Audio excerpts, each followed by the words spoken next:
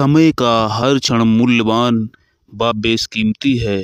जो इसका सदुपयोग करना जानते हैं, वे अपने जीवन में सफलताओं के द्वार सरलता से खोल पाते हैं और जो इसका दुरुपयोग करते हैं, वे असफलताओं की श्रृंखला के लंबे दंश को झेलते हैं।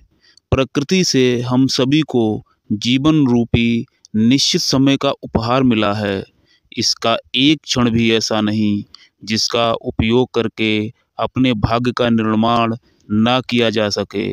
एक पल भी ऐसा नहीं जो अपने साथ सुनहले भविष्य को ना जोड़ता हो।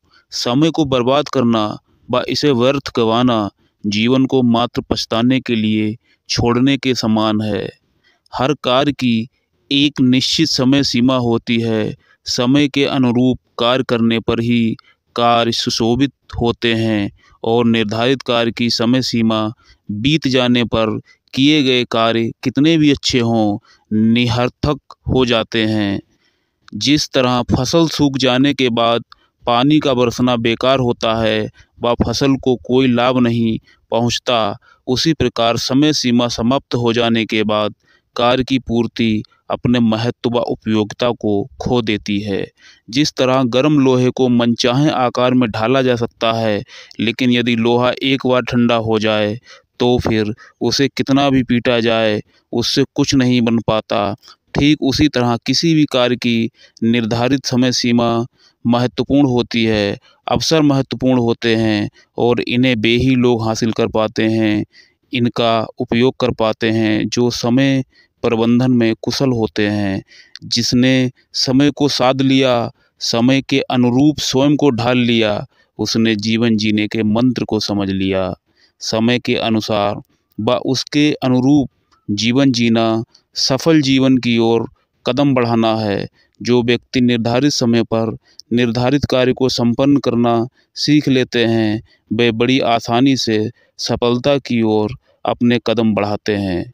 इसके लिए यह ज़रूरी है कि हम अपनी दिनचर्या का क्रम समय नियोजन के साथ जोड़ लें, क्योंकि समय नियोजन के साथ निर्धारित कार्य करने वाला व्यक्ति जीवन में कभी पिछड़ता नहीं है, सदैव आगे बढ़ता रहता है और सफलताएं उसके कदम चूमती हैं।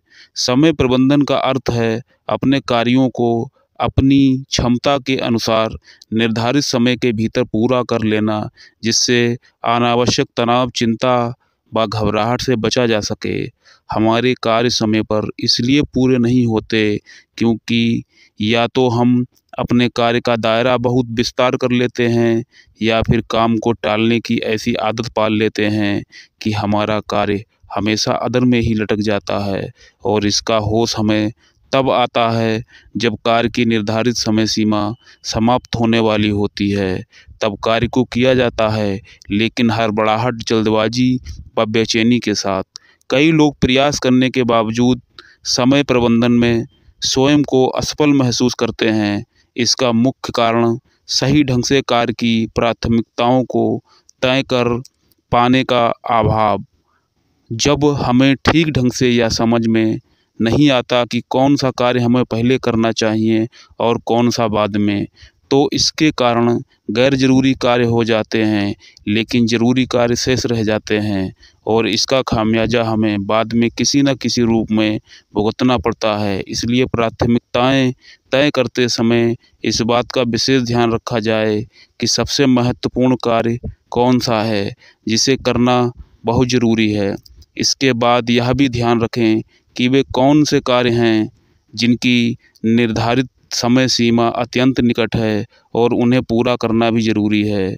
कई बार हम इस चीज़ का आकलन नहीं कर पाते कि अमुक कार्य को करने में हमें कितना समय लगेगा और इसके गलत निर्धारण से भी हमारे अन्य कार्य प्रभावित होते हैं।